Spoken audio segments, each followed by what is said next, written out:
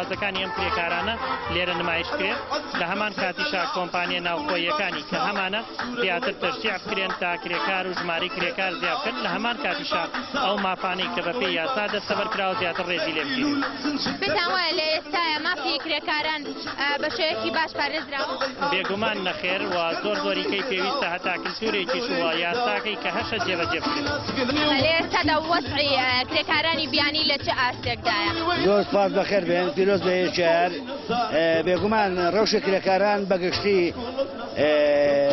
بەگشتی خراپە کرێکارانی خۆماڕی و کرێکارانی بیانی لەبەر هەڵاوسانەکانی پێشوو لەبەر زۆری کارکردن بە مەجازی دام و دەستگاکانی حکوومەتی هەرێمی کوردستان بۆیە تەمەنا دەکەین لەو یادەدا بتوانین نقطێ بخەینە پار حرفێک بۆ بە حکوومەتی هەرێمی کوردستان بڵێین حکوومەتی هەرێمی کوردستان تکایە لە پێناوی جوانی وڵات و پاراستنی مافی مرۆڤ هەوڵەکانتان چرترکەنەوە تا بتوان جازە خزمەتی ئەم چینە بەژمەرتێنێ بکەین بە هەردوو کرێکاری بیانی و خۆماڵی. بۆنیەکی ئایارەوە پیرۆزبایی لەسەر جەم کرێکارانی جیهانەکەم بە تایبەتی کرێکارانی کوردستان بەبێ جیاوازی بە تایبەتی خاتوونەکانمان کە بێ باندووبوونیان ئیش و کارەکەن و هیوای سەرکەوتنیان بۆ دەڵام دووبارە پیرۆزباییان لە یەکەم.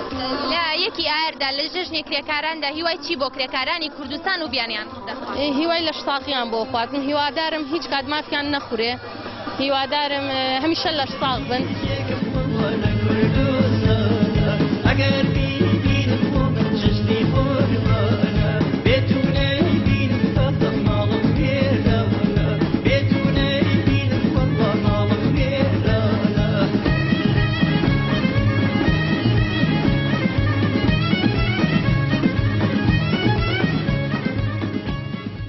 لەسەر جەم کارمەندان و هەموو کرێکارانی جیهان دەکەم بە تایبەتی هاوڕێکانم ئەمڕۆ پیرۆز بێلار هەمویان.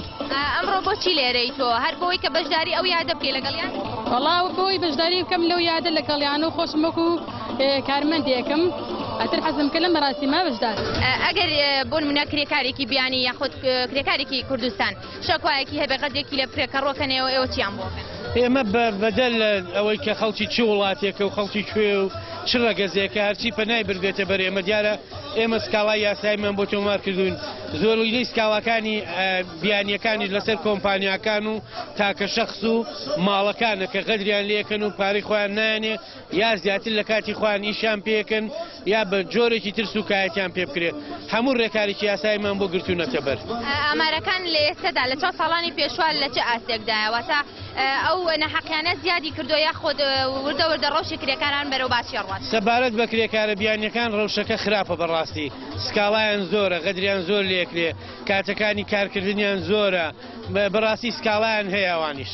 چۆن پیرۆزبایی خۆل لە کرێکارانی جیهان و کوردستانە؟ سڵاو لە جەناب و لە ئێوەی بەڕێزیش پیرۆزبایی خۆم لە گشت کرێکارانی جیهان و کوردستان بە تایبەتی و شارە حیاتەکە هەر زۆر بە تایبەتی هیوای سەرکەوتن و لە شتاقیان بۆ خوازم هەموو کاتێ و زۆریش پێی خۆشحاڵم ئەگەر بۆ ساتێکی کەمیش بێ من بتوانم بە دەنچێک لقم بە دەنچێک شیرنی دەمیان شیرین کەم و لە خزمەتیان نابم پیرۆزبایی لە هەمویانەکەم. من 7 ساڵ لێرە پێم خۆشە لەگەڵ جەماعەت لێرە پێم خۆشە هەر کوردستان ئەتری فیرۆزە بۆ هەمووی کرێکاری زۆر فیرۆزە هەمووی کرێکاری. داواکاری چیە لە لانی پەیوەندیدار کە ئێوە بپارێزن؟ بۆ ئیش ماڵەوە ئیشەکان ماڵەوە. ڕۆژی ئێوە باشە؟ زۆر باشە هەمووتان باشە خەڵکی کوردستان زۆر باشە.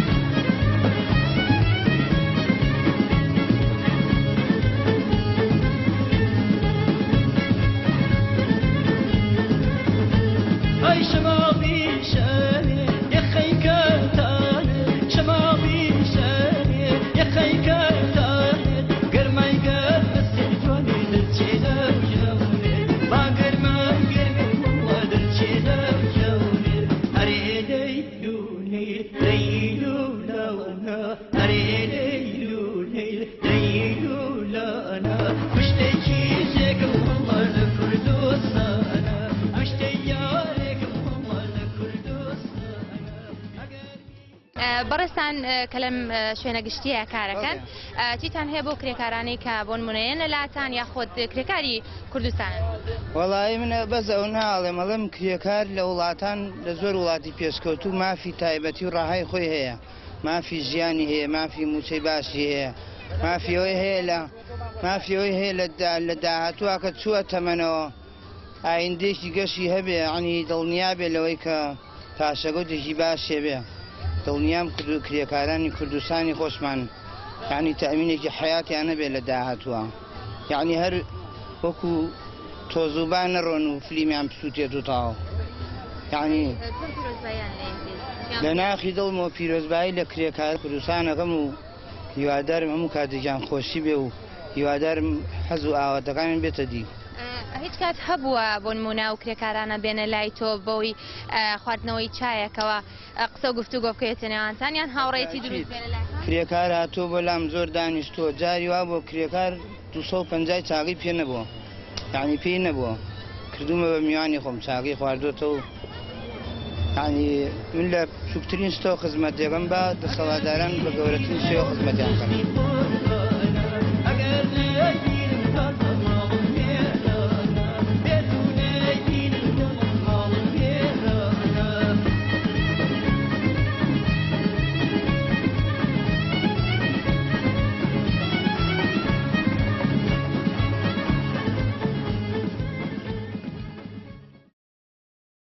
ئەمڕۆ ڕۆژی جیهانی کرێکارانە، ئێوە بەڕێستان چ پامێکتان هەیە بۆ کرێکارانی بیانی یاخود کرێکارانی کوردستان؟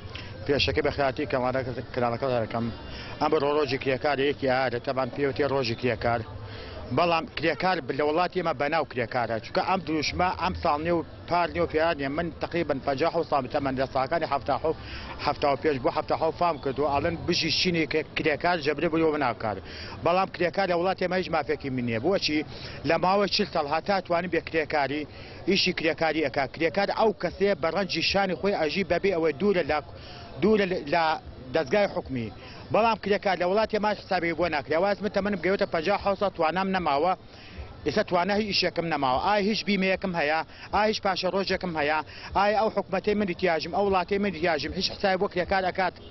ئەمە کێشەکە لەوایە، چونکە هەموو ئیسانێک لە وڵاتانە تەمەنی گەی بە 62 ساڵ بیمەی تەندروستی هەیە ئەبێ پارە بدا پارەوە گرێتەوە، بەڵام ئێمە هیچ بیمەیەک تەدوتمانی هەر ڕۆژی یەکێک یا کۆمپانیاک یا کەسێک ئەمان شەوسێنێتەوە یا ئیشێکی سەرپێویستە ژادەکەین لە هەما کاتێستا من ئەمیشاکەم ڕۆژانە شارەوانی ناڵێ لە برەوە بڕم گرتووە لە خەڵکانی هاوچووەکەن و ناچایش مامیشەکەم ئەزام بووم بە ڕێگر لە خەڵک، بەڵام هیچ مافێکی ژیانم نێت لەبەرەوەی وەڵی داواکاریم ئەوەی ئەو کرێکارێکی ئەو کەسێک کە تەمەنی ئاشێ 62 ساڵ یاد کە تەمەنێکی پیریە ئەو کەسانەی لە کاتی ئیشکدا کەم ئاندام ببن، ئەمە مافی ئەوەیەتی حکومەت قەرەبوویان بکات و ژیانێکی ناڵم شایستە شایستە لە وڵاتی ئێمە بۆ چینی کرێکارێک ژیانێکی کەم دەرامەتیان بۆ دابین بکات.